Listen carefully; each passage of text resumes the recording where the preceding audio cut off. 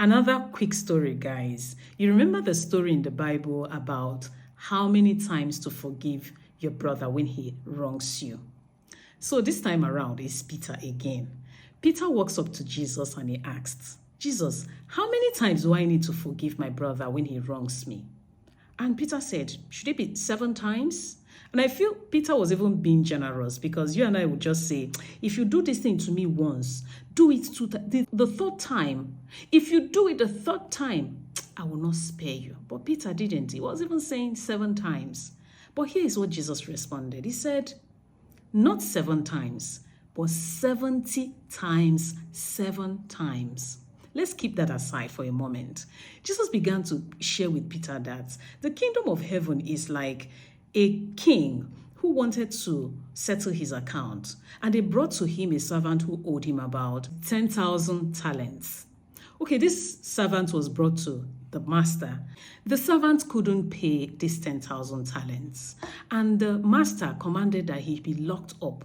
But this servant fell on his feet and pleaded, please just give me some time and I'll settle this debt. The master had pity on him and freed him, even cancelled this debt and set him free.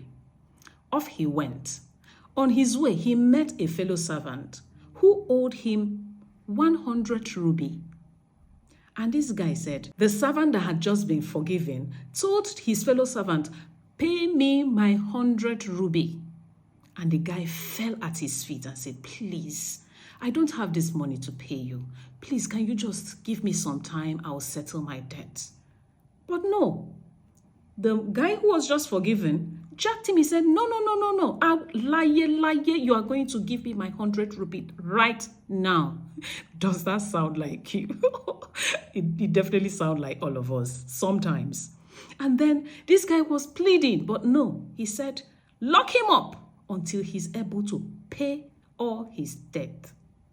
Then other servants who witnessed what was happening went to their master, reported the case, and their master said, wow, I just forgave you a while ago and you couldn't forgive your fellow servant. Okay, bring him here and lock him up. Torture him till he is able to pay all the debt he owed me. What is the lesson and the moral of this story?